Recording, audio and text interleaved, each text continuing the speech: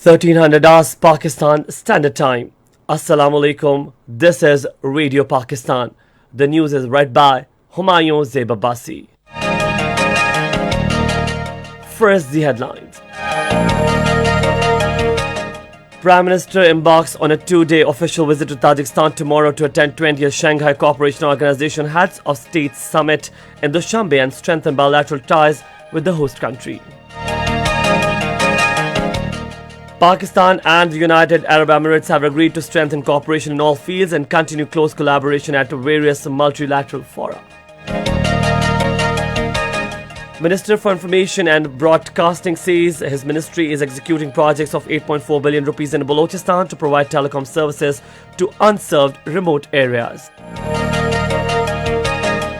The European Union Foreign Policy Chief says the bloc has no choice but to hold talks with the Taliban in Afghanistan to stress the importance of human rights and ensure presence in Kabul.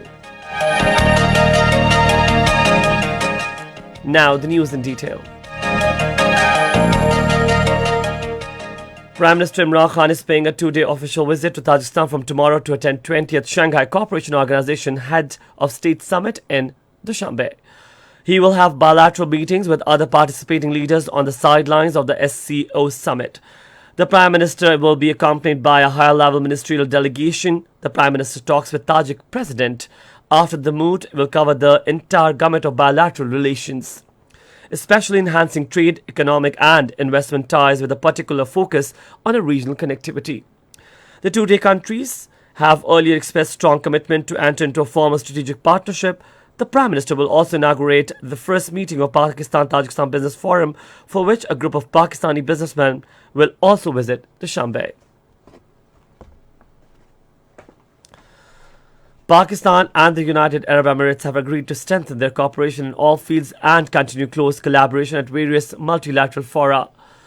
The resolve was expressed during a telephonic conversation between Foreign Minister Shah Mahmood Qureshi and UAE's Foreign Minister Sheikh Abdullah bin Zayed Al Nahyan today. The two ministers agreed to remain in close contact on bilateral matters as well as regional issues, including the situation in Afghanistan.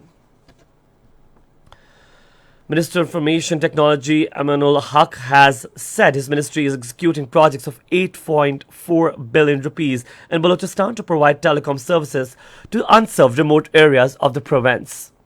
Speaking at an agreement signing ceremony for provision of 4G services in Chaghi and Noshki districts of Balochistan and Islamabad today, he expressed the confidence that the provision of latest telecommunication services will help promote business activities in Balochistan.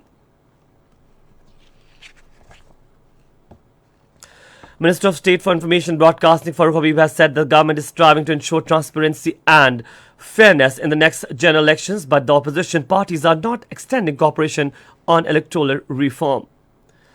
Talking to the media persons outside the Election Commission of Pakistan Islamabad today, he asked the PMLN and PPP to submit the details of their foreign funding accounts to the ECP, as both the parties have so far failed to submit details.